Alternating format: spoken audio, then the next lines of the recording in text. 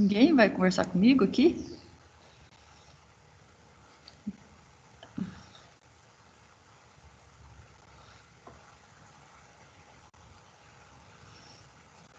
Espera aí que eu vou ligar, deixa eu arrumar minha mesa. Então vai lá. Então vamos para sistema digestório. Gente, como eu falei, a gente vai ficar nessa aula de sistema digestório algumas aulas, tá? Tem bastante coisa, tem bastante particularidade. É um sistema complexo, tá? A gente acha, sistema digestório, de boa, fazer digestão, e absorção só. Gente, não é. Cada animal tem uma forma do sistema digestório, né? Ainda que a gente não vai falar especificamente das aves, né? Eu vou dar uma explanação das aves, mas daí teria que falar mais a fundo. Como vocês vão ter a disciplina de ornitopatologia, provavelmente vocês vão ver a anatomia das aves, como que funciona isso, para daí poder visualizar isso nas doenças e tudo. Então a gente não vai falar delas a fundo, né? Eu vou falar por cima. O que a gente vai falar mais são os carnívoros, que daí seria cão e gato, né? Os pequenos, os pets aí pequenos. A gente vai falar também de grandes animais, então a gente vai falar de ruminantes, que aí seria importante, os ruminantes, com relação à anatomia, com relação o funcionamento desse sistema, né? Então, o ruminante ele tem estômagos diferentes, ele tem umas estruturas diferentes, e a gente vai falar também do equino. O equino ele é um herbívoro, mas ele não é ruminante, né? Então, ele tem uma estrutura diferenciada. Gente, como que tá a internet? Tá todo mundo me ouvindo bem? Tá tranquilo? Deu umas cortadinhas, mas dá para entender. Deixa eu trocar essa internet aqui, ó. Vamos ver. Pera aí.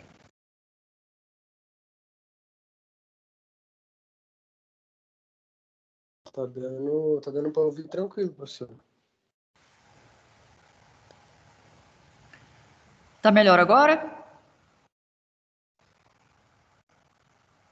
Sim. Tá sim.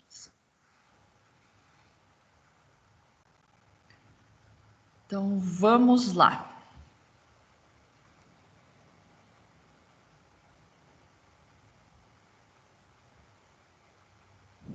Estão vendo a projeção? Sim. Sim. Então, vamos lá, gente. Falamos que vamos falar um pouquinho do sistema digestório, né? Estamos ainda na cavidade oral.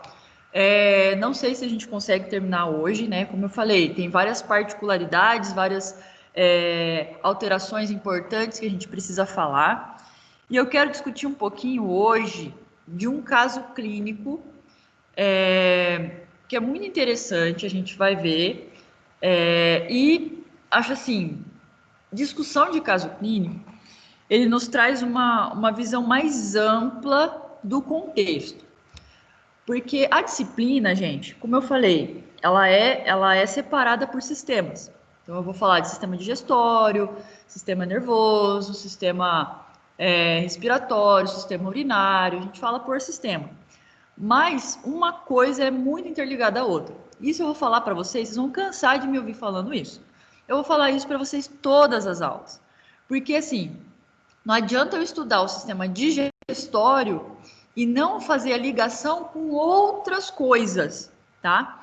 Então, por isso que eu trago os casos clínicos, porque às vezes a gente pensa uma coisa ali fechada, mas na verdade ela é interligada com outras, tá? Então, esse caso clínico de hoje, vocês vão ver que é uma coisa interligada ao sistema digestório, tá? E faz parte do sistema digestório, né? É uma outra coisa, é um outro órgão, mas faz parte do sistema digestório. Tá? Então é importante a gente discutir isso para que a gente possa ter esse parâmetro, né? Fazer essa observação de maneira mais geral. Eu não sei se eu já comentei isso com vocês, mas eu vejo, gente, que o veterinário ele pode ser especialista em determinadas coisas, ele pode aprofundar o conhecimento, ser extremamente especialista em determinada coisa, em determinado sistema, em determinada área de atuação.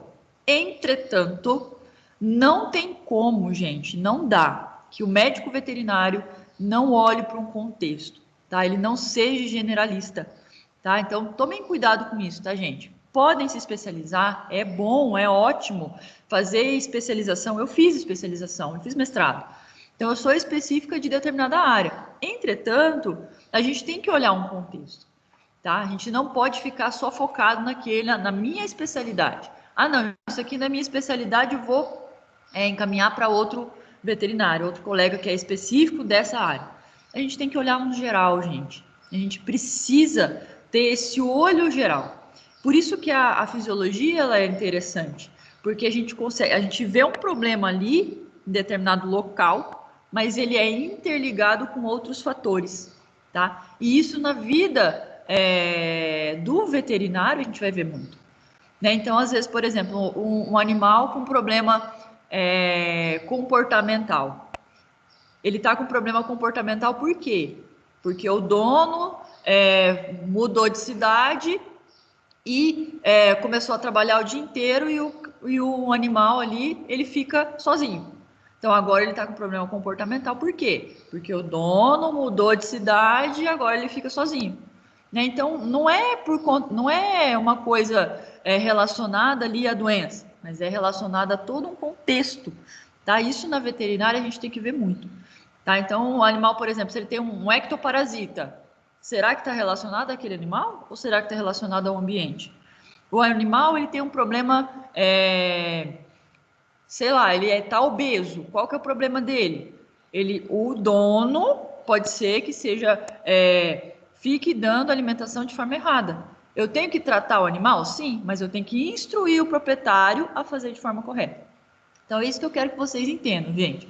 Uma coisa é você ter o conhecimento específico ali, outra coisa é você olhar o contexto, tá? Então, nunca se esqueçam disso, gente. Na vida profissional de vocês, sempre olhem o contexto. Lembrem que uma coisa é interligada à outra. Tudo, gente, tudo faz sentido, tá? Então, tudo faz sentido. Então, se a gente conhece bem como que é a fisiologia, como que acontece ali, as reações dentro do corpo, tudo é interligado. Ele vai fazendo sentido com relação a essas ligações, tá? Se eu ver uma coisa tão específica, ficar focado naquela coisa específica, eu não vou conseguir entender o meu geral, tá bom? Então, sempre lembrem disso, gente, na vida profissional de vocês, olhem todo o contexto, tá? Por isso é tão importante a bendita anamnese. Vocês já fizeram semiologia? Vocês estão fazendo semi? Ou é semestre que vem? Semestre que vem. Na semiologia, vocês vão entender alguns termos, algumas coisas que a gente fala. E aí tem uma coisa que é a anamnese. A anamnese nada mais é do que uma entrevista com o tutor, com aquele proprietário. E aí, nessa entrevista, a gente tem que conseguir capturar as informações, assim, de maneira ampla, geral, né? Então, às vezes, você vai fazer uma anamnese do sistema digestório, por exemplo, o animal está com vômito e diarreia. Vou fazer uma anamnese do sistema digestório. Mas eu preciso perguntar de outras coisas. Eu não vou perguntar só com relação ao sistema digestório, eu vou perguntar tudo, né? Porque é tudo interligado, tá bom? Então, gente, sempre lembrem disso, tá?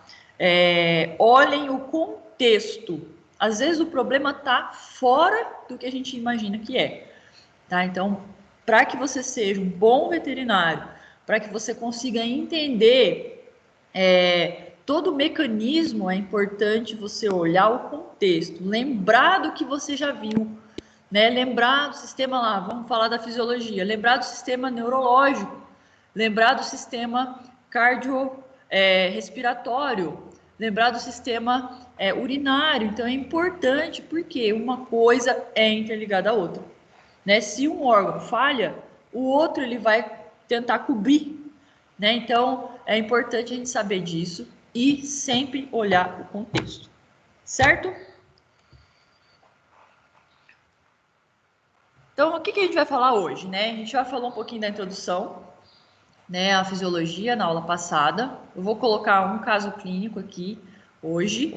E aí a gente vai falar especificamente dos animais. Então, a gente vai falar as diferenças, as particularidades de cada um, depois cavidade oral, se der tempo, secreções salivares e deglutição. E aí depois, na próxima aula, a gente vai falar da regulação do sistema. Gente, é muito importante, tá? Então, na verdade, aqui a gente precisa entender essa base para que na próxima aula a gente entenda como que acontece a regulação do sistema, tá? Desse sistema digestório, que é de extrema importância. Vamos para o caso clínico, então? Quem vai ler para a gente? Eu leio, professora. Então vai. Um cão macho com 2 anos de idade, obeso, chegou na clínica veterinária com dor abdominal aguda, em região ventral gástrica, vômitos e irritabilidade. O tutor relatou que o animal havia ingerido grande quantidade de carne crua. Qual sua suspeita clínica? O que fazer para evitar um novo problema futuro? E aí, gente, o que vocês imaginam que possa ser isso aí?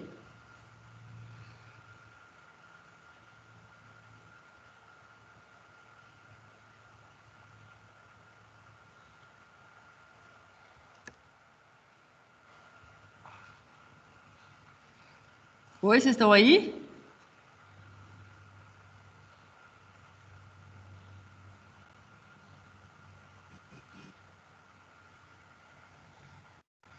Quem vai começar falando aí? O que vocês acham que é?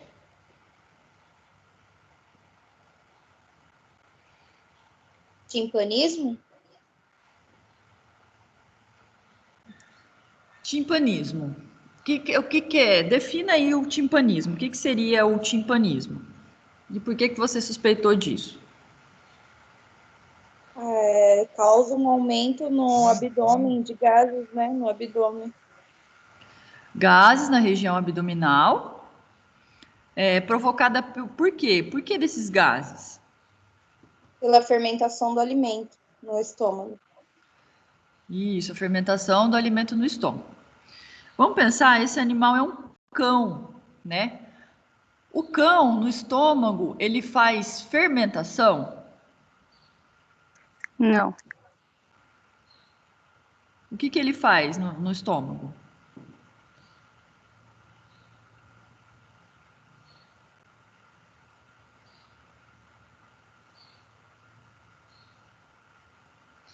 Vocês não têm obrigação de saber, gente. A gente não falou disso ainda. Tá? Mas só para ver se vocês Ele tenham. digere com os ácidos gástricos, professora. Ele digere por conta de. Desculpa, eu não. Ácidos gástricos. Isso, exatamente. Então faz uma digestão ali com os ácidos gástricos. Esse ácido produzido pelo estômago, ele está relacionado a quê? A fermentação ou a enzimas que tem lá no estômago que vão fazer essa degradação, essa digestão. No caso do cão. Eu acho que as enzimas. Pelas enzimas. Então, o cão, ele vai ter uma digestão enzimática, tá? Dentro do estômago. Então, ele faz essa digestão que nós chamamos de enzimática.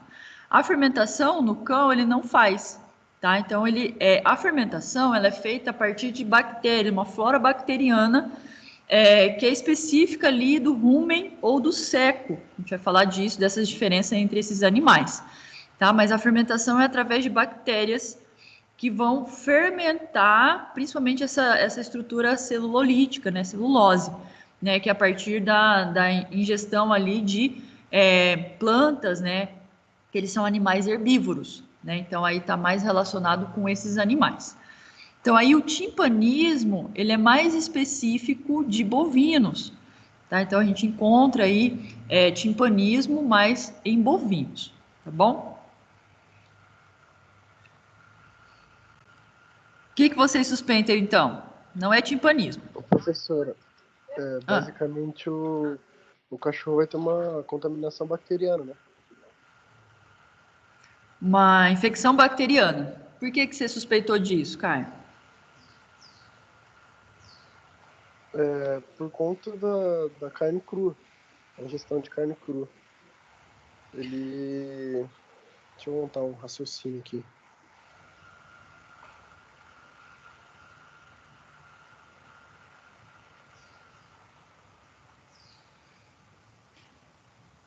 Vamos pensar. A carne crua, ela pode estar contaminada, certo?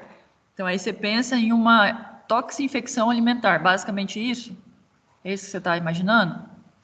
Isso seria meu tipo de pensamento. Isso, uma Seria intoxicação mais ou menos alimentar. isso. Isso. Aí o que acontece? Ele ingere essa carne contaminada e ele desenvolve intoxicação alimentar. Em casos de intoxicação alimentar ou algum tipo de infecção bacteriana, vamos pensar. Quais são as bactérias que pode ter ali nesse alimento que possa desenvolver algum tipo de intoxicação?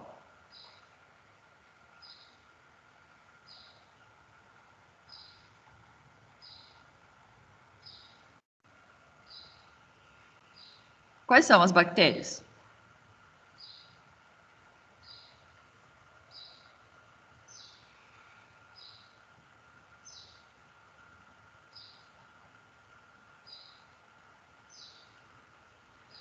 Vocês já viram bactérias em micro?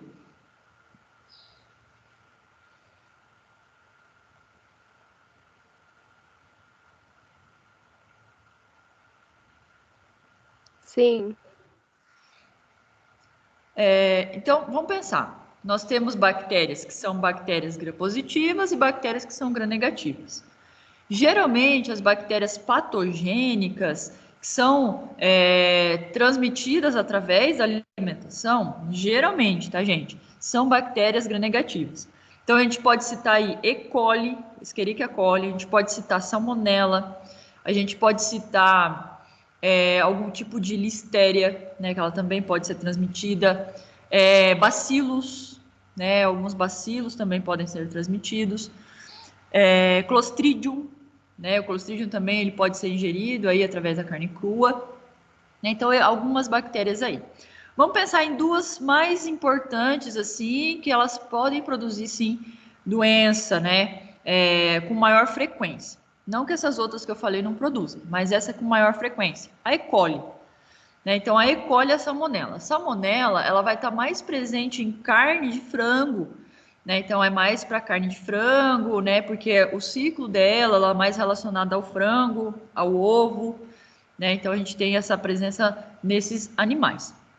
Já no caso da E. coli, independente, tá? Independente do animal, ela pode ser transmitida. E aí existem algumas linhagens de E. coli que são patogênicas de extrema, né? Então, ela vai produzir determinadas toxinas e essas toxinas vão produzir determinados sinais clínicos, né?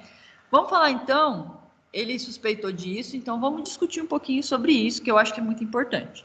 É um diagnóstico diferencial, Professor, tá? Oi.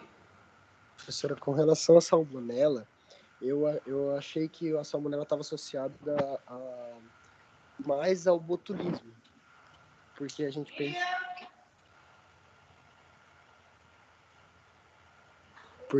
pensa, que botulismo é por ingestão de carcaça, né? Isso, botulismo é por conta de ingestão de carcaça. Isso. A salmonela não entra em questão, então, ela está mais relacionada ao frango. É mais a carne crua mesmo. Isso, na verdade, é mais relacionado à carne crua de frango. Vamos pensar, gente, ó, a gente não pode confundir a salmonela com o clostridio. O clostridio, ele é uma bactéria diferente. Na verdade, ele é anaeróbio. Ele se desenvolve em ambiente sem oxigênio, né? Anaeróbio. E ele vai ficar, por que ele fica em carcaça? Porque carne podre ali ou enlatado, né, que ficou ali por conta da falta do oxigênio. Então, quando vai oxidando ali o local, produzindo ácido lático, né, apodrecendo a carne nessa carcaça, ela não tem oxigênio, tá? Não tem a presença da oxigenação. E aí isso favorece o crescimento e o surgimento de Clostridium botulinum. E aí, com a ingestão desse Clostridium pelo alimento, O animal ele vai ingerir direto toxina. Então, na verdade, é uma toxinfecção, que é quando eu ingiro a toxina já pronta, né? Então, aí ela consegue ingerir essa toxina e produz os sinais clínicos. No caso da salmonela, ela está mais relacionada à carne de frango, porque a salmonela, principalmente algumas salmonelas específicas ali, ela consegue se multiplicar mais facilmente em aves. Então, por isso, quando a gente pensa em alguma infecção através de salmonela, a gente pensa direto na maionese. Por que da maionese? Porque, por conta do ovo, né? Ou a gente pensa também com relação a aquele frango assado. E aí lá no meio da coxa ali tá meio avermelhado, assim, não assou direito, né? Então, isso também não atingiu a temperatura específica para eliminar, para combater a bactéria, tá? Então, daí seria essa a diferença entre eles. Entendeu?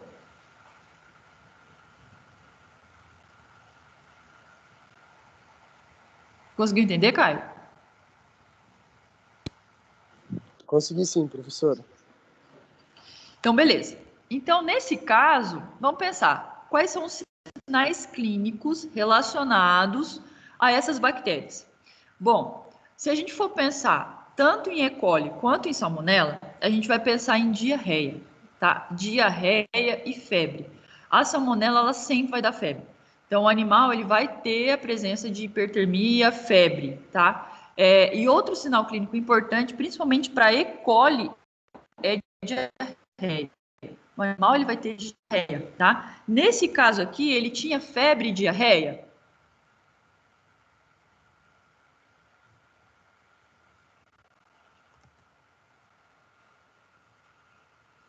O que vocês acham?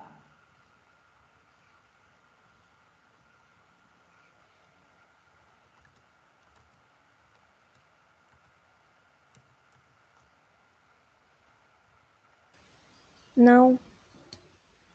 Não tinha, né? Então, a principal queixa aqui, o que é? A dor, né? A dor Professora, abdominal. não pode ser uma mudança repentina de alimentação, como os cachorros normalmente comem ração, ele come a carne crua, sei lá, deu alguma coisa ruim nele. Por ele Vamos ter mudado. pensar.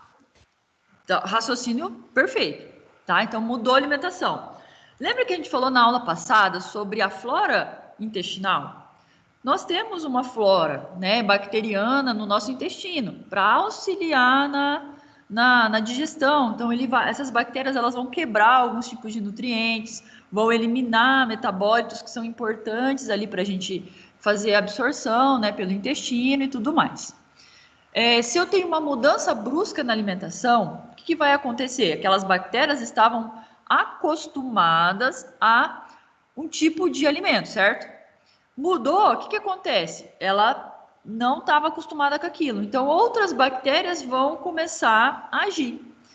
Então, isso pode ser um problema, né? Então, na maioria das vezes, o animal, ele pode desenvolver algum tipo de alteração relacionada a isso. E a gente vai ver também o principal alteração, gente. Qual que é? Diarreia. Tá? A principal alteração é diarreia.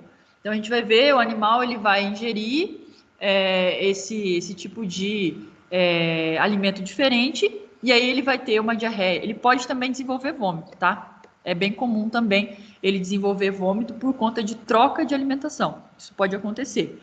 Mas nesse caso, vamos pensar, será que ele teria uma dor aguda na região abdominal?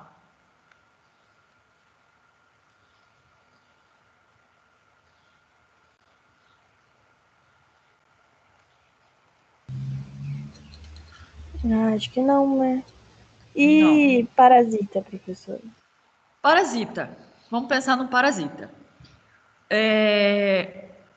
Os parasitas, geralmente, eles ficam lá na região abdominal, tudo mais. A maioria deles, se a gente for pensar em parasitas em nematóides, né, ou alguns tipos de parasitas cilíndricos, a gente pensa que eles estão lá na região intestinal, tudo mais. Nesse caso, O que pode acontecer? Será que ele vai dar uma dor abdominal aguda nesse caso? E por que que tem uma relação com a ingestão dessa carne? Né? Então, talvez a gente pense que também não seja um parasita. Ó, vocês falaram timpanismo, a gente já explicou que não é. Vocês falaram alguma Bom dia, infecção. professor. Desculpa o atraso. Oi? Oi, alguém falou alguma coisa? Eu falei, bom dia, desculpa o atraso. Ah, bom dia. O que eu tava falando mesmo? Ah, tá. Vocês falaram Eu timpanismo. tava contando o mistério. A gente não sabe resolver. Vocês falaram então timpanismo, que não é, né? A gente falou que não é. Vocês falaram depois uma infecção bacteriana, né? Alguma coisa relacionada a algum agente infeccioso. A gente explicou Na verdade, alguns deles. Na verdade, você estava terminando de explicar sobre a questão de por que não seria... A gente não podia pensar em ser parasita. Ah, tá. Não. Parasita, gente, o que acontece? Eu teria também diarreia e não teria essa dor aguda na região abdominal. Algumas vezes, alguns parasitas podem desenvolver isso, mas isso não está relacionado a algum tipo de alimentação específica. Por exemplo, o cão, ele comeu um monte de carne, né? O tutor relata que ele ingeriu grande quantidade de carne crua. Então, isso não tem uma relação com a dor relacionada ao parasita, tá bom? Então, isso agora aqui não tem importância nesse caso. Então, não é parasita também. Então, vocês falaram timpanismo, que não é. Algum tipo de infecção bacteriana. A gente explicou algumas aí que pode estar relacionada, mas não é. Vocês falaram também questão de parasita. Não é. Então, até agora não falaram o que é, gente. Vamos pensar aí. Ô, professora, poderia ser uma torção gástrica? Uma torção gástrica. Ó, essa foi uma boa, gente. O que acontece? Quando o animal ele ingere grande quantidade de algum tipo de alimentação ali, que ele não estava acostumado, nesse caso foi carne, o que vai acontecer com o estômago? O estômago vai dilatar. Pode pegar. E aí, o que acontece? Grande parte desses animais, principalmente cães de raça grande, né, alguns animais aí de raça grande, por conta da dor, ele vai rolar. E aí, o que acontece? Por conta dos movimentos peristálticos, para fazer a degradação desse alimento, ele pode sim fazer uma torção gástrica, tá? Então, ele pode desenvolver isso. Nesse caso, o que aconteceria com esse animal? Ele teria só vômito? O que vocês acham que esse animal, além da dor e do vômito, o que mais que ele teria? Febre. Ele poderia desenvolver febre, né? Nesse caso, por que da febre? Pelo processo inflamatório. Um processo inflamatório ali na região do estômago, né? E aí pode desenvolver aumento de inflamação. E essa inflamação causa dor, rubor, aumento de volume. Lembram disso, dos 5 passos da inflamação? Vocês lembram disso? Então, vai aumentar a temperatura, né? Então, tem o aumento da temperatura ali no local. Em alguns casos, esse animal não desenvolve febre. Então, vai depender da região onde foi a torção, de como foi essa torção, tá? E aí, vamos pensar aqui. Região ventral, dor, né? Oi. Professora, poderia ser alguma coisa relacionada ao fígado? Tá, deixa eu só concluir isso. Vamos falar sobre isso. Ô, Vamos só professora, concluir essa parte de torção, tá, gente? Só para vocês entenderem. Um animal, um cão, para que ocorra uma torção gástrica, ele tem que ser um cão de raça grande, tá? E tá com volume ali abdominal bem distendido, tá? Então, nesse caso, a gente poderia suspeitar, colocar na lista aí de suspeita, mas eu, particularmente, ele não teria apenas vômitos, tá? E irritabilidade. Ele poderia ter, a mucosa dele poderia começar a ficar, para ele entrar em choque, né? Então, esse animal, ele estaria com desidratação, ele estaria com outros sinais clínicos relacionados aqui. Outra pessoa falou com relação ao fígado. Vamos pensar lá no fígado, gente. O que o fígado tem a ver aqui com o nosso caso? Escorre melhor aí essa... Quem falou do fígado aí?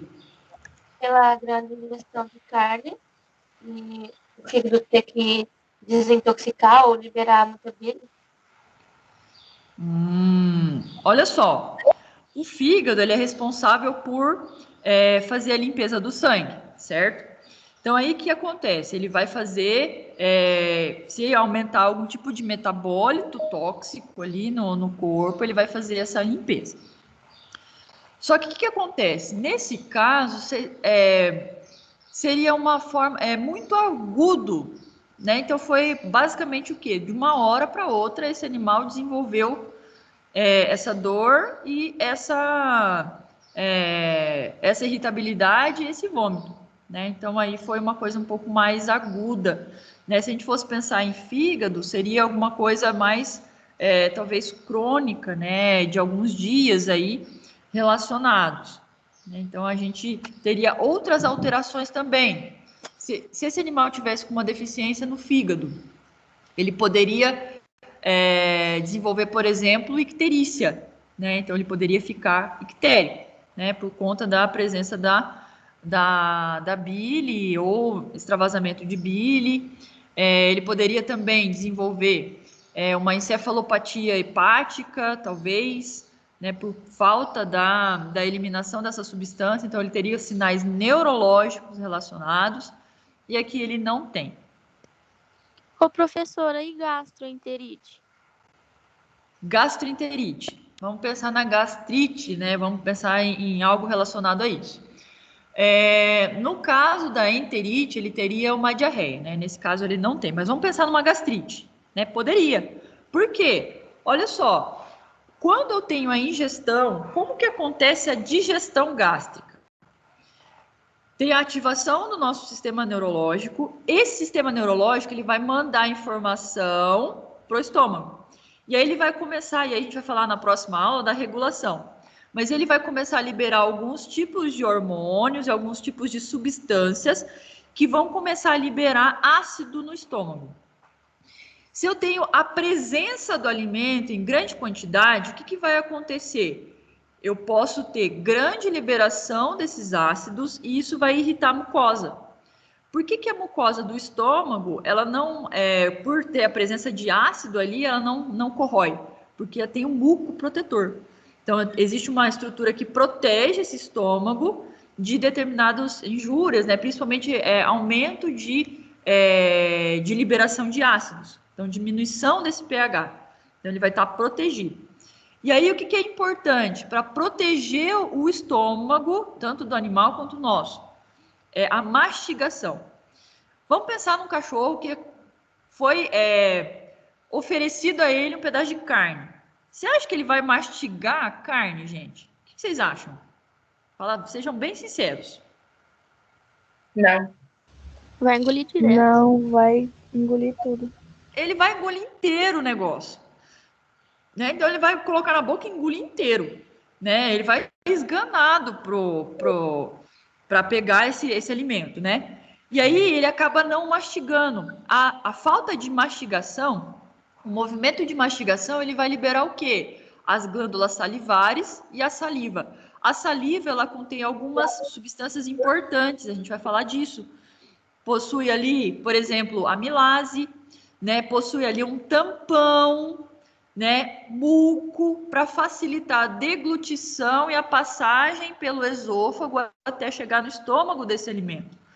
Né? Então, esse processo ele é importante, primeiro, para quebra, segundo, para liberação dessas substâncias, para melhorar depois a chegada desse alimento no estômago. Se não tem a mastigação, esse estômago vai precisar produzir mais ácido. Produzindo mais ácido pode irritar a mucosa, porque eu também não tive a liberação de muco que vai proteger esse estômago. Tá? Então, pode sim desenvolver uma gastrite. Só que o que acontece? Nesse caso, a gastrite aqui, ela seria pontual. Então, esse animal, ele não teria uma dor tão violenta, uma dor aguda, né, que foi relatada aqui nesse caso, por conta de uma gastrite pontual. Tá? Ele pode desenvolver dor, mas não é tão aguda nesse caso por conta disso. Professora, corpo estranho. Corpo estranho. Na verdade, a definição de corpo estranho seria algo não alimentar no estômago ou no trato digestivo, tá? Então, por exemplo, linha, né, que é muito comum, corpo estranho linear, né, principalmente em gato. Osso, você fala? Isso, osso na carne, aí ele comeu o osso e ficou engasgado ou perfurou alguma coisa. Na verdade, aqui ele relata a ingestão de carne mesmo, né? Então, eu não tinha, assim, presença de osso nesse alimento. Então, assim, se a gente fosse pensar que tivesse um pedaço de osso, né, poderia ser, e aí pode sim desenvolver algum tipo de alteração na região abdominal, com dor, né, principalmente dor à palpação ali, aumento de volume nessa região por conta disso, e aí poderia desenvolver. Mas nesse caso, o tutor não relatou isso, relatou a ingestão de apenas carne. Então, nesse caso aqui, daria para a gente descartar. Óbvio que tudo isso que vocês falaram, gente, a gente teria que colocar na lista de diagnóstico diferencial. Tá? Então, tudo isso entra sim, porque existe uma base que pode ser. E aí, o que eu tenho que fazer? Tenho que eliminar a possibilidade. Então, através de exames, através de anamnese, uma anamnese mais completa, né, e tudo mais. Mas nesse caso aqui também não seria corpo estranho. Ai, doutor, que difícil. Uma dor visceral? É o quê? Uma dor visceral, alguma... Olha... E obstrução, professora?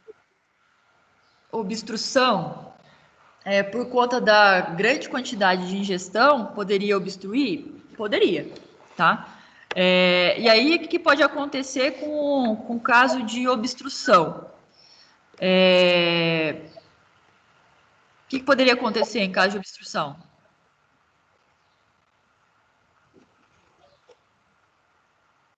Ai, tô só chutando. Mímica de vômito, ele ia fazer mímica, eu acho, se tivesse obstruído nessa parte mais... Isso, ele teria... Exatamente, ele teria mais mímica de vômito, né? Ele ia ficar tentando vomitar. Nesse caso aqui, o tutor relatou vômito, né? Então, ele não fica aí tentando, fazendo mímica de vômito, né? Em grande quantidade. Outra coisa muito importante quando se tem obstrução, no vômito, observar, por exemplo, dependendo do local de obstrução, fezes. Né? Se eu tenho uma obstrução no duodeno, ali em outros locais, eu vou ter fezes na presença ali do vômito. Né? Então, em alguns casos pode acontecer. E em alguns casos também pode acontecer desse animal desenvolver também algum tipo de metabolismo acelerado, então ele vai ter mucosas com septicemia, por exemplo, né? Então ele pode desenvolver outros sinais clínicos, no caso de obstrução. Que aqui não... Hã? E uma intussuscepção? Intussuscepção, vamos pensar, intussuscepção. Primeiro, o que é intussuscepção? É uma parte... Ah, tá. É do intestino. Isso, pode falar. É uma parte do intestino que sofre uma invaginação. Isso, exatamente. Então aqui eu tenho Mas o dele Aí o que acontece? Ele está fazendo movimentos peristálticos. Se eu tenho um bolo alimentar aqui muito grande, ele vai fazer esses movimentos em grande quantidade, e aí uma alça vai entrar na outra. Então vai fazer isso aqui, ó, uma alça entrar na outra. Então isso é intussuscepção. Em casos de intussuscepção, a gente pode observar também diarreia. Tá? E a princípio, ele vai também ter diarreia, em alguns casos. Tá? Então, ele pode, nesse caso aqui, ele não teve diarreia. E aí, a intussuscepção, a dor, ela seria mais relacionada à região posterior, não seria mais tanto epigástrica, essa região aqui que a gente falou. Tá. Que ele tem uma dor aguda em região ventral gástrica, então é mais perto ali do estômago. Teria que fazer uma palpação para ver, né? Também seria uma possibilidade, mas acredito que também não seja isso. Ai, professora, eu não faço mais ideia do que pode ser. Eu também não. Também não. Gente, ó, vamos pensar. O que faz parte também do trato gastrointestinal? Vocês falaram fígado, né? Ele faz parte do trato gastrointestinal. Então, nós temos a boca, esôfago, estômago, o intestino delgado, intestino grosso, reto. Mas existem outros órgãos que são importantes também. Vocês falaram do fígado. O fígado é importante. Por quê? Tem a liberação da bile. Né? A bile, ela vai fazer a emulsificação na região do duodeno, tá? E aí ela vai auxiliar também nessa digestão através da emulsificação. Mas existe um outro órgão que praticamente ninguém fala dele, que também é importante para a digestão, que faz parte do trato digestório, tá? Alguém sabe qual que é? Pâncreas? Oi? Uma pancreatite, não seria? Isso, o pâncreas, gente. Vamos pensar lá. Olha só. Primeira coisa importante das informações que tem aqui nesse caso. O animal, ele é obeso. E uma obesidade com 2 anos de idade. O animal obeso com 2 anos de idade. Isso quer dizer o quê? Que o tutor, ele vem dando algum tipo de alimentação de forma errada. Tá? Para esse animal já tem algum tempo. Então, por ele estar obeso, ele já está ingerindo aí de grande quantidade. O pâncreas, ele é muito importante. Por quê? Tem ali a boca, aí vem o estômago, tem um estômago aqui. E aí, depois do estômago, nós temos os intestinos. Então, tem intestino delgado, intestino grosso lá e tudo mais. E aí, depois, o reto. O que acontece, gente? Aqui no estômago, nós temos a digestão gástrica, que a gente falou, né? Aqui nós temos o esôfago, que é a passagem desse alimento para chegar aqui.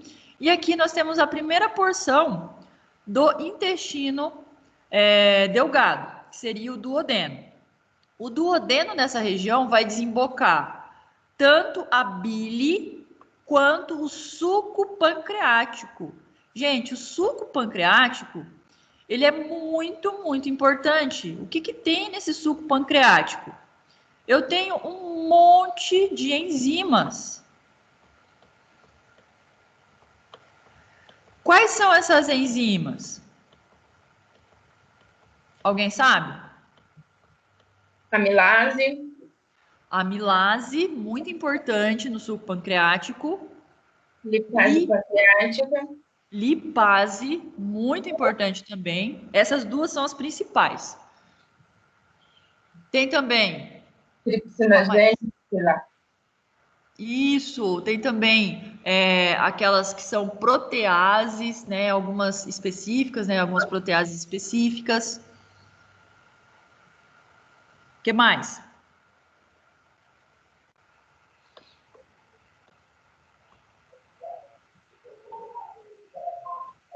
Tem fosfolipase também, né? A e B.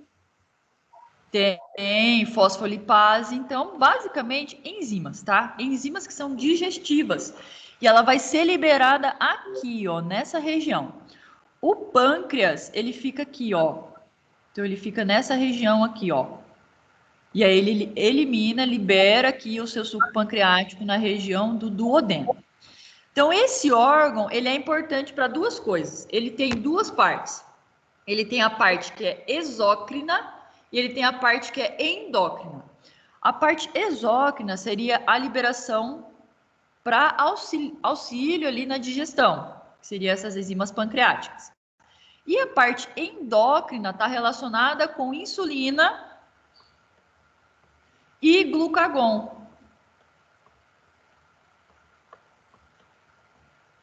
Insulina e glucagon. Tá? Então, a parte endócrina do pâncreas, insulina e glucagon. Alguém sabe como, para que servem esses dois hormônios, insulina e glucagon?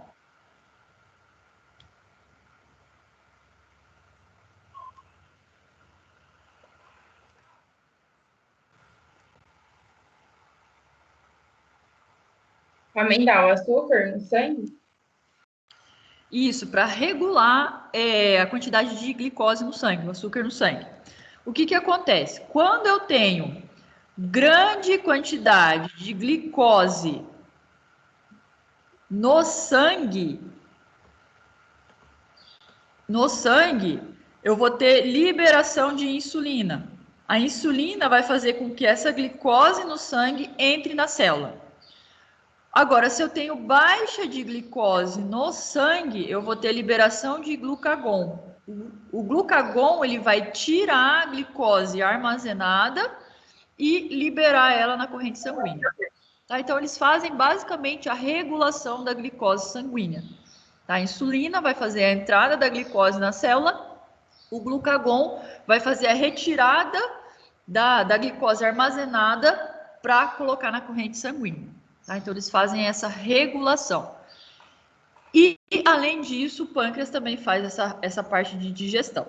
Mas por que eu estou falando disso, gente? Nesse caso aqui, o que acontece? Um animal obeso. Então, ele já tem grande quantidade, uma alimentação já vem há algum tempo aí. O pâncreas, ele precisa liberar grandes quantidades. Eu falei para vocês, não sei se eu falei na verdade, o estômago, ele faz que tipo de digestão? Ele digere lipídio no estômago? O que vocês acham? Proteica. Proteica, exatamente. No estômago, a digestão aqui que eu vou ter, na maior parte dela é proteica. Eu vou fazer uma digestão proteica. Agora, aqui no duodeno, nessa região onde eu tenho a liberação da bile e onde eu tenho a liberação do suco pancreático, eu vou ter digestão principalmente de lipídios, tá? Então, aqui que vai ser a digestão de lipídios.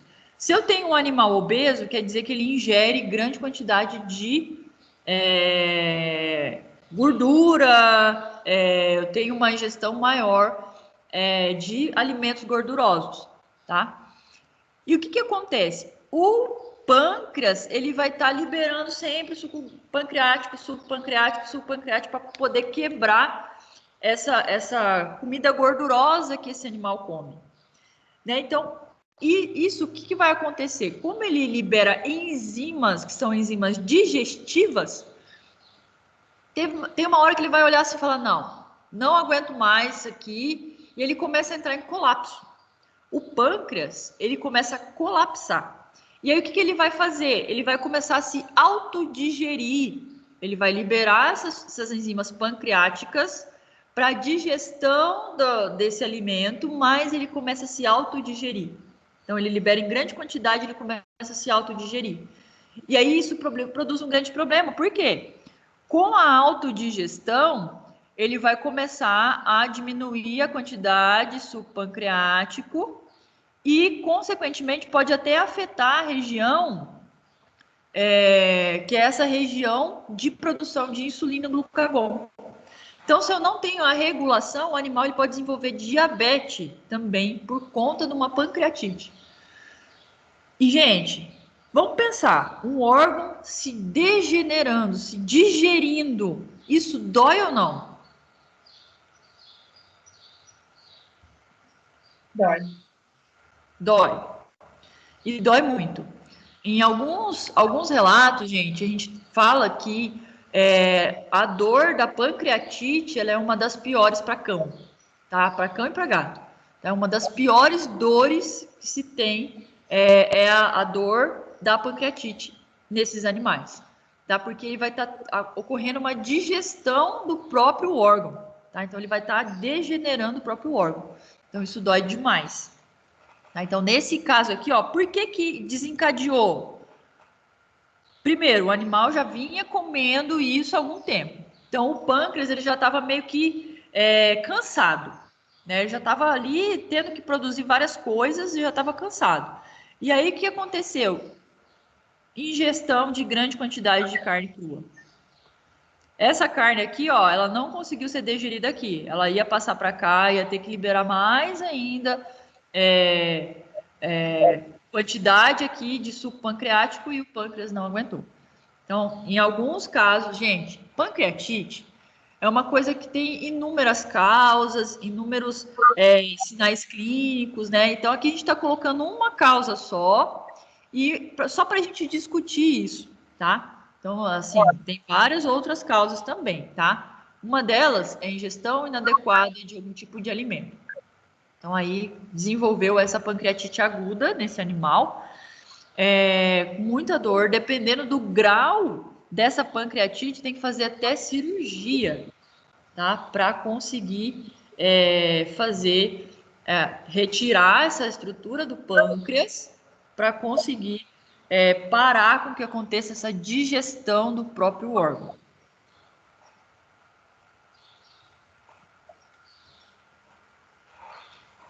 Alguma dúvida, gente?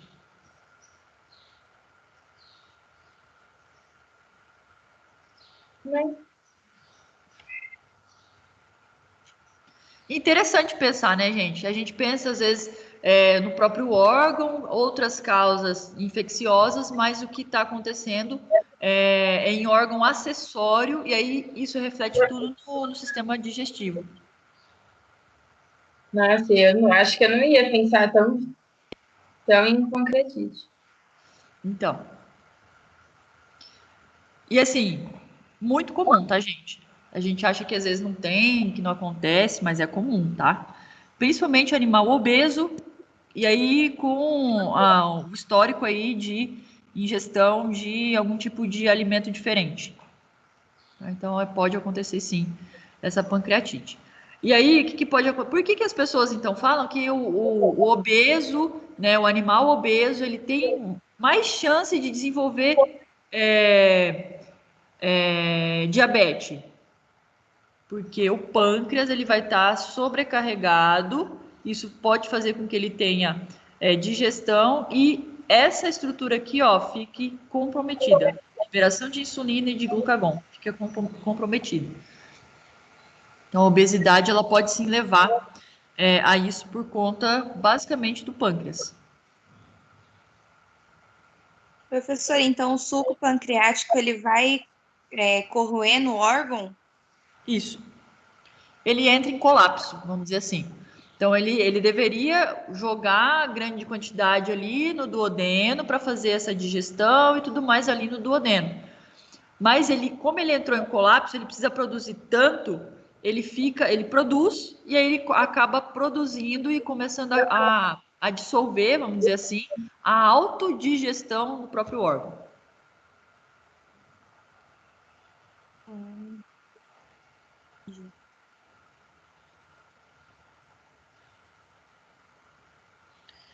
Beleza, gente? Alguma dúvida? E aí, só para a gente finalizar aqui esse caso. O que fazer para evitar um novo problema lá no futuro? Dieta. Dieta, de extrema importância, gente, dieta. Então, instruir o proprietário que tem que fazer a alimentação correta.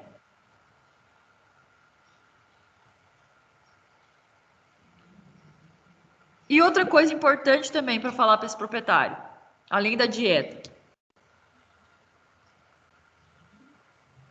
A carne crua.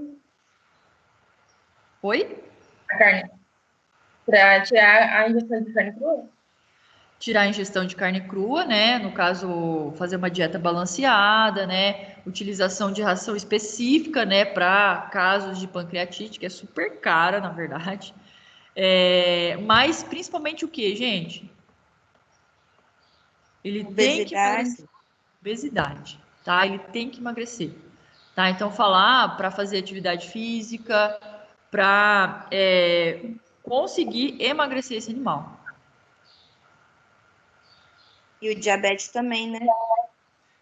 E fazer o controle desse animal com relação a diabetes, né? Pode ser que ele desenvolva aqui uma diabetes dependente de insulina por conta da digestão do pâncreas.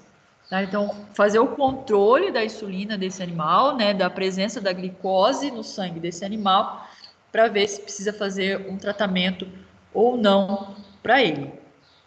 Então, a primeira coisa, dieta. Segunda coisa, exercício para diminuir o peso desse animal. Terceira coisa, dar um jeito nesse proprietário, né? Um animal com 2 anos de idade, com um animal obeso, ingestão de um monte de carne crua, tem que falar para ele que não é assim que trata um animal, né?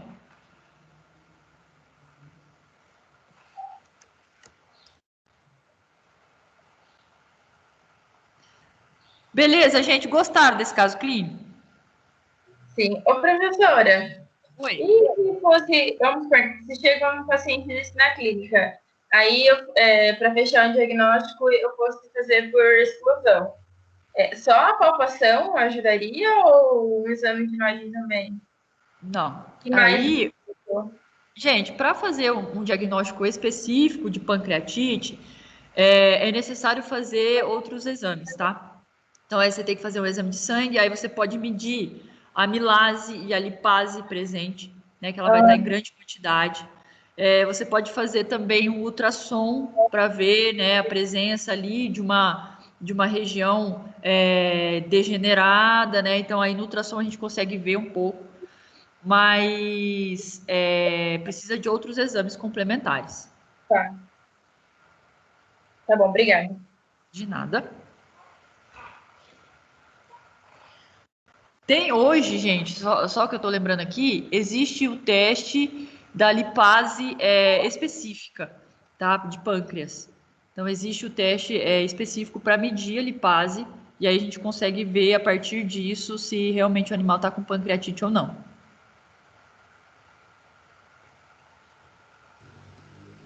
Difícil, hein, professora? Difícil? Esse casinho aí pegou eu. Mas vocês gostaram ou não? Da hora.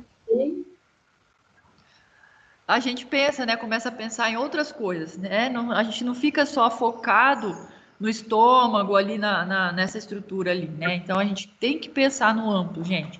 Por isso que eu quis trazer esse igual a fala que eu coloquei, que eu fiz no começo, tá? A gente tem que pensar no geral, tá? É tudo muito interligado, tá? E aí uma informação como essa daqui, ó, de obesidade, já nos direciona também a outra coisa.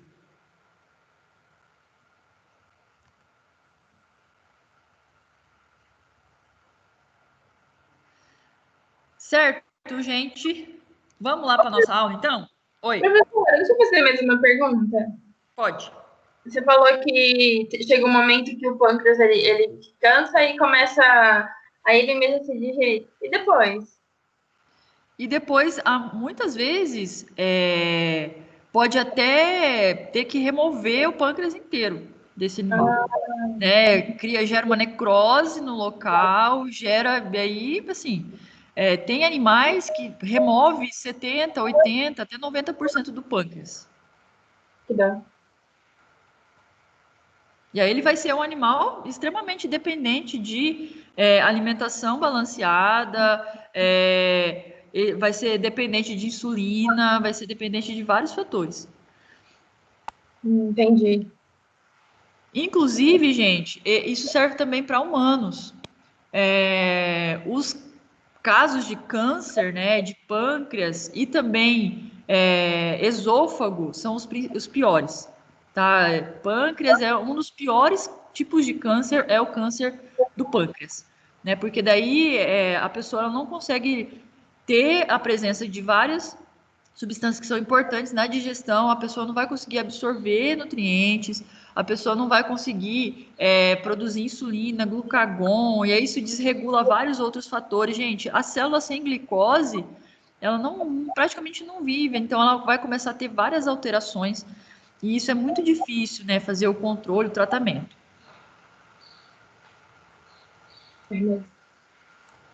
Infelizmente. Beleza, gente? Vamos para a nossa aula, então? A gente falou um pouquinho sobre esse sistema, essa introdução, né? Então, alguém pode me lembrar o que a gente falou nessa parte? Eu falei para vocês fazerem uma tarefinha de casa, não falei? Ou não?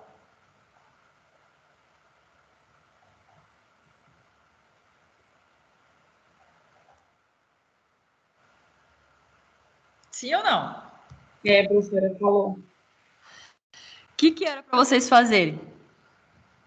Era para a gente pesquisar o que a gente come e o que a nossa célula precisa. Exatamente. Então, vamos lá. A digestão, ela é hidrólise enzimática de macromoléculas. Isso é uma frase assim linda, né? Mas o que isso significa, gente? Hidrólise seria a quebra através da água, enzimática, que seria através de enzimas, de moléculas grandes. Então, a ideia seria as enzimas quebrarem, a partir de um local aquoso, as moléculas grandes. E aí faz a absorção. A absorção seria o aproveitamento desses nutrientes para a célula. Então, vamos pensar, o que a gente come? Vamos colocar aqui, ó, pão. O que eu tenho no pão que é importante para a nossa célula? O que é o pão? Eu vou comer o pão para quê? Carboidrato? Carboidratos.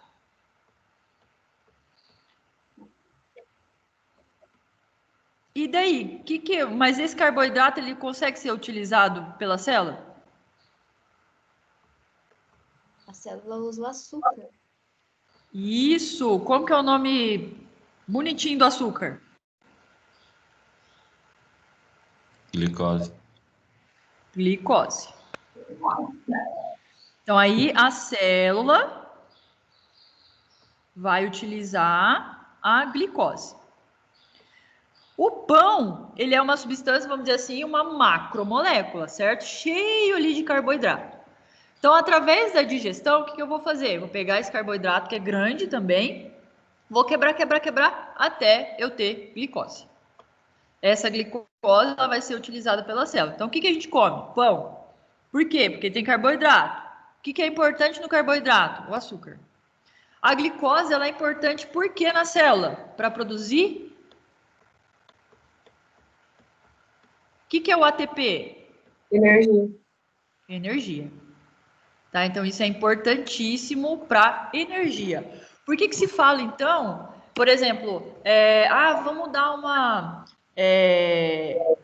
uma ingestão ali, fazer uma dieta de carboidrato apenas. Porque a ideia é produzir energia. Tá? Eu quero produzir energia, então eu faço uma dieta com carboidratos. O que mais que a gente ingere? Por exemplo, a carne. O que eu tenho na carne? Proteína. Proteína. Proteína. E essa proteína, ela consegue entrar na célula? Não. O que eu preciso fazer para que essa proteína consiga entrar na célula? Preciso quebrar isso em quê? Proteína é uma macromolécula. Ela precisa ser transformada em quê? Micro, né? Oi?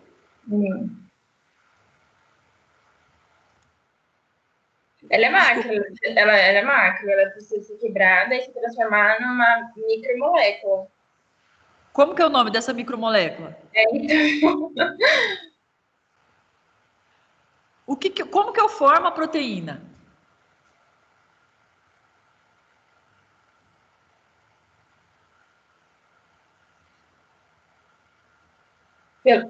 Por aminoácido? Ácido. Isso, aminoácido. Aminoácido. Vou colocar AA, tá?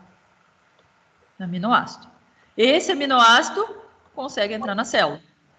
Esse aminoácido ele é importante para a célula. Por quê? Para produzir proteínas e tudo mais. O que mais que a gente come?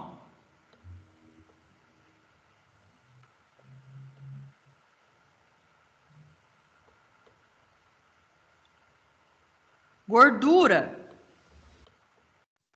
A gordura ela tem o quê?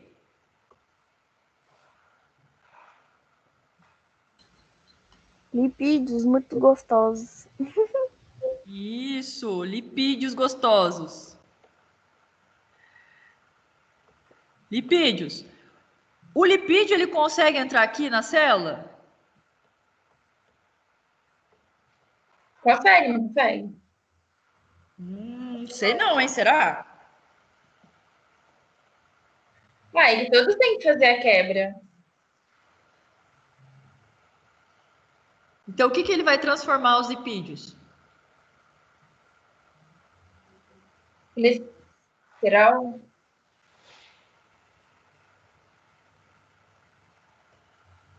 Ácido graxo? Fala de novo aí. Ácido graxo? Isso, ácido graxo.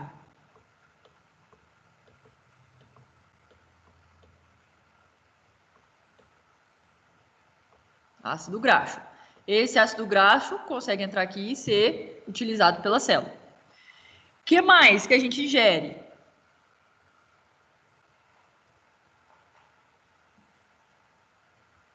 Grãos? Fala de novo, esses mil pontos aqui. Grãos? Grãos. O que eu tenho nos grãos? Fibra. Fibras. Então, eu vou ter fibras.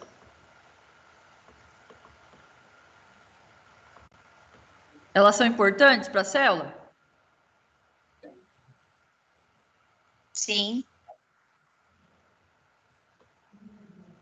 Então, aí ela vai ser utilizada pela célula. O que mais? Leite também, né, professor?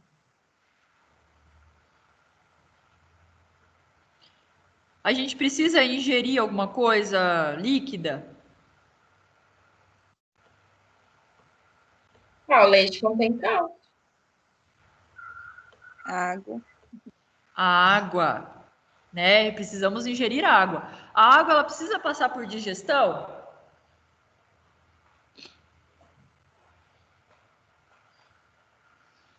Não, por absorção, né? Isso, ela não precisa passar por digestão. Então, ela vai ser direto lá para a célula. O que mais?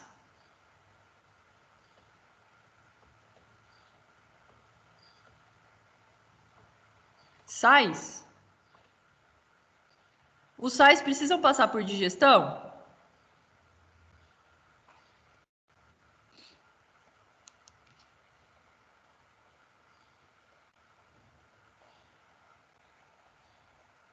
O que vocês acham?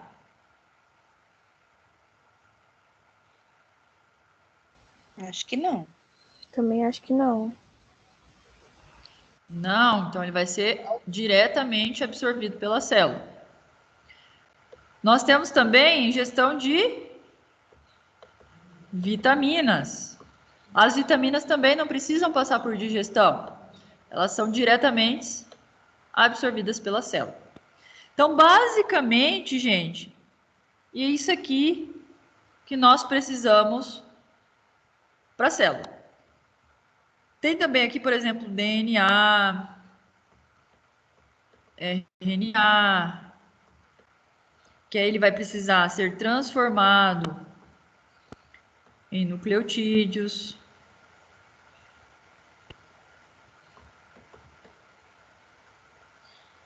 E aí eles vão ser também utilizados pela célula. Então, basicamente é isso, gente, que nós comemos. E aí, vou fazer uma outra pergunta. Nós precisamos comer? A célula não consegue produzir essa substância?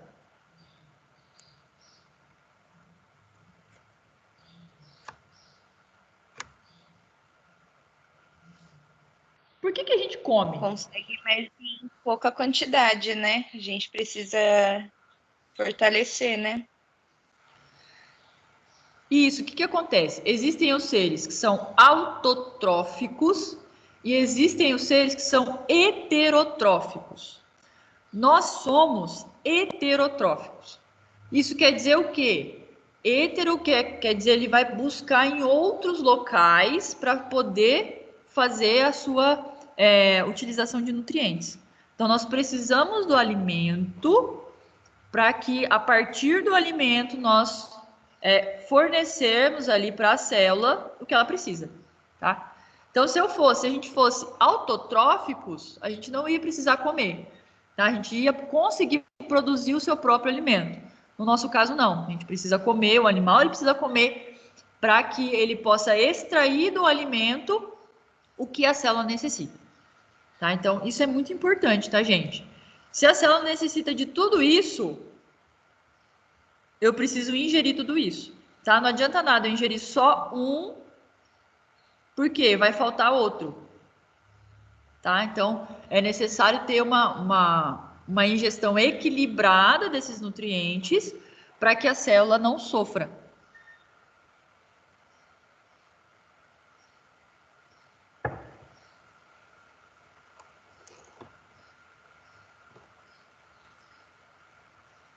Mamão com açúcar, né, gente? Bem facinho, né?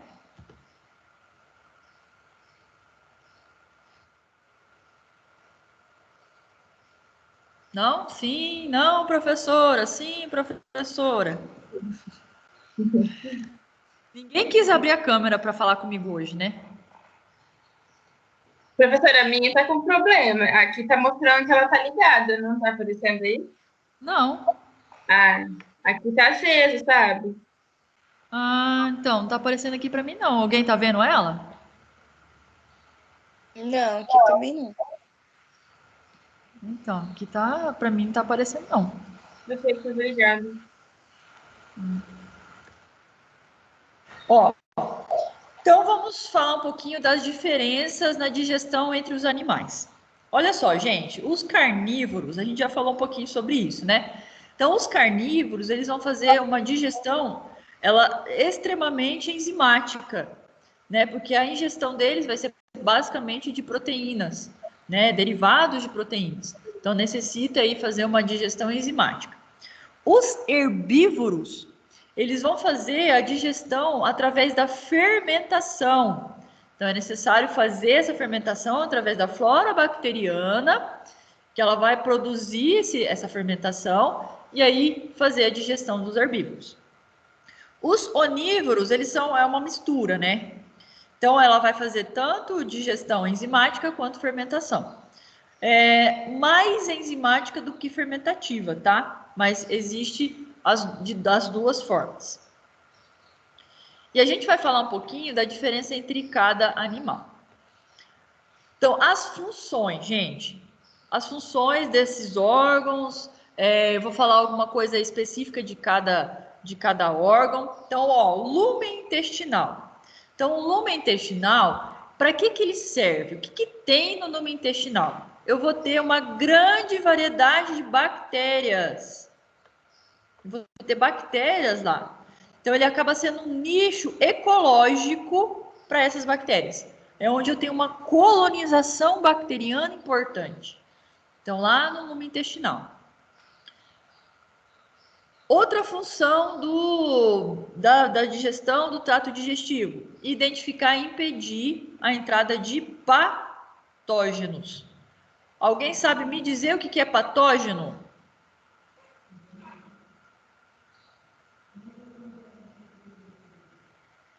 O que é um patógeno? Qualquer micro-organismo que causa doença? Isso, são micro-organismos que causam doenças.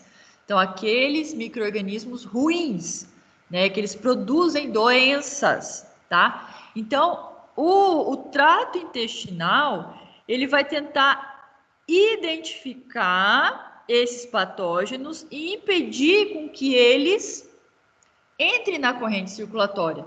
eu vou tentar fazer com que ele seja destruído antes de atravessar, antes de ir para a barreira, antes de ir para a corrente sanguínea e tudo mais. Então, serve como se fosse uma barreira. E tem também o sistema imune, né, que é de extrema importância aqui também. Ele faz uma tolerância aos micro-organismos comensais. Ah, professora, o que isso quer dizer? A gente falou que o intestino ele é colonizado, tem um monte de bactérias lá que são importantes. Então, por exemplo, os lactobacilos, né, que se fala tanto dos lactobacilos, eles são importantes, eles vão quebrar substâncias importantes para a nossa digestão. E se eu tivesse um sistema imunológico que combatesse todos os micro-organismos, eu não conseguiria ter uma flora bacteriana ali. Então, ele vai ser tolerante a esses que são comensais. O que é algo comensal? Ele é benéfico, ele fica ali auxiliando, né? Ele auxilia nessa digestão. Então, vai combater apenas os patogênicos, esse sistema imunológico. Além disso, o trato gastrointestinal ele tem função também de eliminação de resíduos.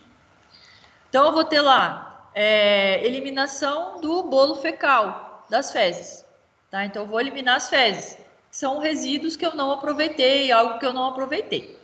Né? Então, aquele material não digerido ou que eu não preciso utilizar mais. Além disso, tem a remoção de produtos tóxicos,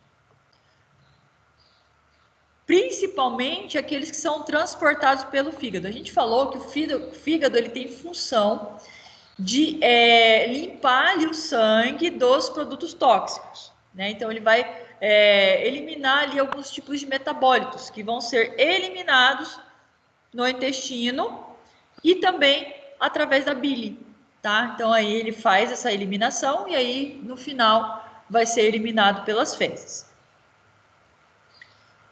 E, por último, mas não menos importante, né? A diversidade de hormônios e impulsos no sistema nervoso que são necessários para os processos digestivos. Isso aqui nós chamamos de regulação. Regulação. A regulação, gente, ela é de extrema importância. Isso a gente vai falar, a gente vai começar a falar na próxima aula, tá? Então, a próxima aula, na semana que vem, a gente vai falar de regulação. Por quê, gente? Porque existem vários sistemas que agem ali na digestão. Um exemplo, gente, o nosso olho, ele está ligado ao sistema nervoso, que está ligado ao sistema digestivo. Já ouviram falar aquela frase que a gente come com o olho? Lá no MasterChef, quem assiste o MasterChef sabe que os chefes lá ficam falando que a gente tem que comer com os olhos, a comida tem que estar bonita, tem que ser atrativa, a gente tem que comer com os olhos. Por que disso, gente? Porque existem receptores na nossa visão que vão fazer impulsos do nosso sistema nervoso que vai desencadear o início do processo digestivo. Outra coisa é o odor. O cheiro, né, o olfato, ele também está relacionado com a liberação de impulso lá e aí vai começar a digestão. Por que quando a gente olha uma comida bonita ou a gente sente o cheiro de uma comida gostosa, a gente já começa a salivar? Começa a produzir saliva. Por quê? A saliva é o primeiro passo da digestão. Então, ela está preparando o estômago para a alimentação. Ou, às vezes, a gente está com fome no sábado à tarde, assim, e aí a gente sente aquele cheiro de aquele lanche, de uma pizza, né? Dá aquela vontade de comer, né? A gente até fica assim. Por quê? Porque o nosso sistema imunológico, ele vai ser... o nosso sistema nervoso ele vai ser ativado através do olho, através do cheiro, né? Então, tudo isso está relacionado. Então, vai ter liberação de hormônios que vão impulsionar lá no sistema nervoso para começar os processos digestivos. Então, olha para você ver como que várias coisas são interligadas. né? Então, não é apenas o trato digestivo lá, você vai comer de forma mecânica lá e vai ter a digestão. Não é, começa antes. Então, existe toda uma regulação, né, desse processo. Por que a gente tem fome? O que é a fome? Não tenho mais nutriente, eu estou precisando de nutriente. Então, está na hora de comer. E aí você tem a liberação do seu sistema nervoso lá, através de um hormônio que está ligado lá no intestino, no estômago, que vai falar para você, ó, precisa comer. E aí o seu estômago já está preparado para alimentação. Né? Então, assim, é uma coisa muito interligada e a gente vai falar um pouquinho na próxima aula da semana que vem com relação a isso. Alguma dúvida, gente? Por enquanto não, professor. Então, vamos falar dos estômagos, daí a gente vai fazer um intervalinho. Então, os tipos de tubos digestivos dos animais. Então, eu vou ter animal que ele tem o estômago simples, tá? O que seria o estômago simples? Um estômago só, tá? No caso dos pequenos animais, cão e gato, principalmente, nós temos o estômago simples, que faz digestão. Gente, anotem isso, que eu acho que é importante. Estômago simples, um estômago apenas, que faz digestão enzimática, principalmente. Então, o trato digestivo desses animais, ele vai ter uma digestão principalmente no estômago. A digestão desses animais acontece em maior parte no estômago. Então, o estômago e parte do intestino delgado é mais desenvolvida.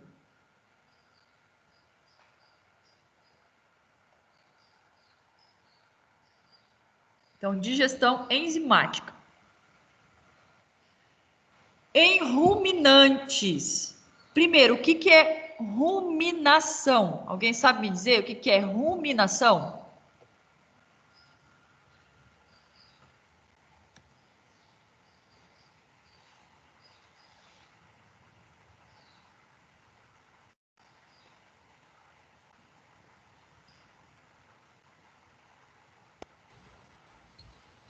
É aquele processo que ele fica voltando para a boca e fica voltando pro estômago.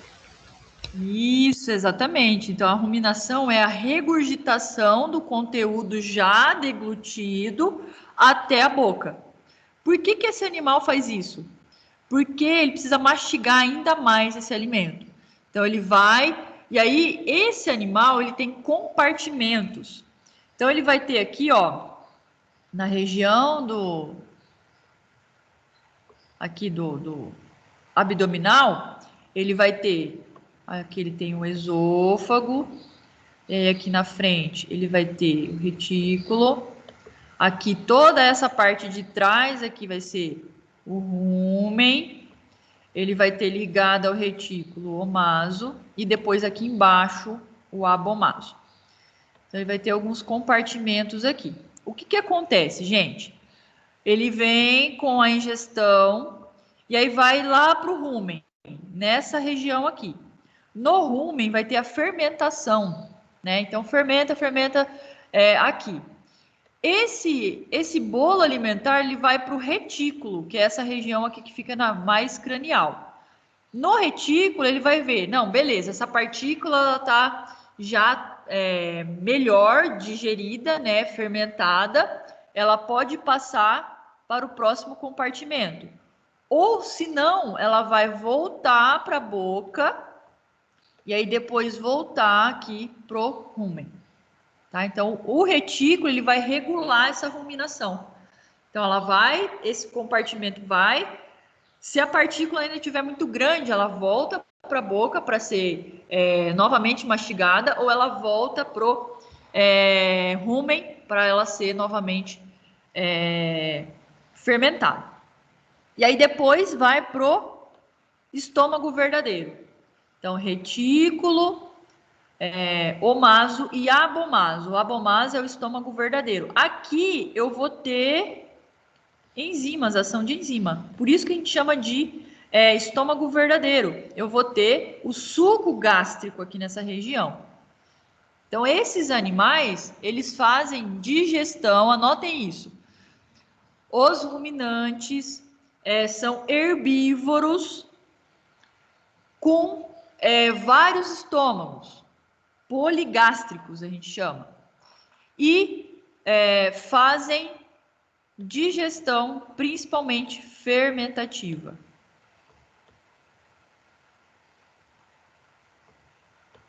Eles fazem fermentação. Aonde vai haver essa fermentação? No rumen, que é o compartimento maior.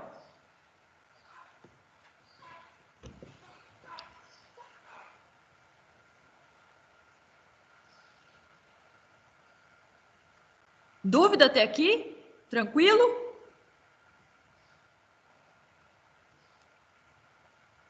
E por último, tá tranquilo, gente? Sim, professor. Então, beleza. E por último, aqueles que são fermentadores pós-gástricos. Então, os equinos, eles são fermentadores pós-gástricos. Como que vai ser lá o trato digestivo dele? Então, ele vai ter o esôfago, ele vai ter o estômago, e aí ele vai ter o intestino. Então, lá no intestino, ele vai ter um compartimento bem grandão, que seria a parte, uma região aqui do intestino grosso. Então, ele vai ter aqui vários prolongamentos aqui do intestino grosso. Tá? Então, aqui eu vou ter principalmente o seco, que é essa região maior. Então, nesses animais, como acontece a digestão? Ele vem para o estômago. O estômago dos equinos, ele é considerado um estômago pequeno, né? Pelo tamanho desse animal, ele é grande. Então, o estômago dele, ele é pequeno para o tamanho desse animal. Por isso que a gente vê o cavalo, o equino, comendo o dia inteiro, né? Porque ele vai precisar ingerir poucas quantidades, várias vezes ao dia. Então, ele passa o dia inteiro comendo, porque ele não pode colocar grande quantidade aqui no estômago dele. E aí, esse alimento, ele vai passar através do intestino delgado e vai chegar lá no intestino grosso. Intestino grosso. Na região do seco, que a gente acabou de falar. Lá na região do seco vai haver fermentação.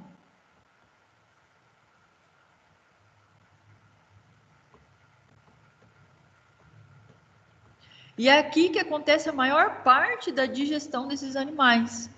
Então, é uma digestão através da fermentação, mas ela foi pós-gástrica. Pós-gástrica. Por quê? Depois que passou pelo estômago. Se a gente for ver aqui, ó, o ruminante, ele faz a fermentação onde? No rumen. É antes ou depois do estômago verdadeiro?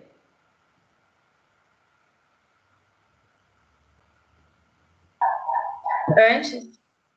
Antes. Então, nesse caso aqui, ele é pré-gástrico.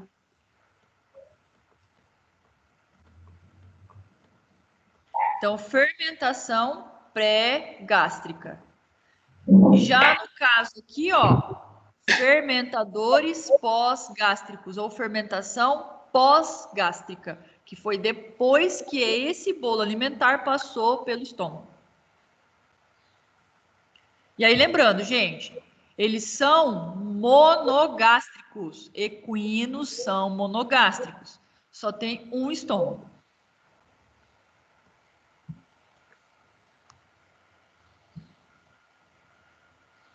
Alguma dúvida? Professora, como que ficaria a classificação dos cachorros? Estômago simples, fermentadores enzimáticos. Eles são. Não, mas Eles não tem fazem isso de digestão. mono? Ou de Eles pós ou são monogástricos. Isso, monogástricos. Não, mas e pós-gástrico ou pré-gástrico? É que, na verdade, eles não fazem fermentação. Ah, Monogástricos. E eles fazem, basicamente, fermentação não, digestão enzimática.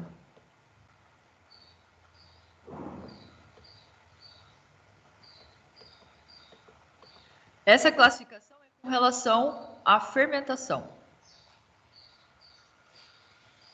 Fermentação pré-gástrica ou pós-gástrica.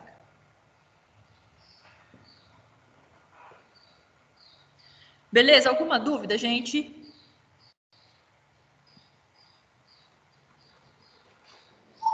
Professor, também tem digestão exógena, a senhora vai estar comentando? Oi? Também existe a digestão exógena, a senhora vai estar comentando sobre? Não, nesse caso a gente não vai comentar sobre, porque são alguns animais específicos que fazem isso, né? Então a gente não vai estar comentando com relação a isso. Perfeito.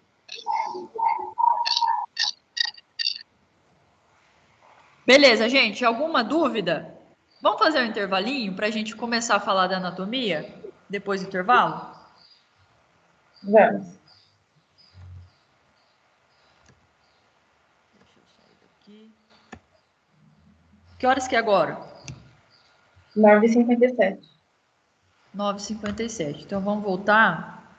Que horas? 20 minutos de intervalo, né? Geralmente. Isso. Vamos voltar aqui então 10h20. Vamos. Beleza. Deixa eu tirar aqui da gravação, mas eu vou deixar ligado, tá? Tá bom.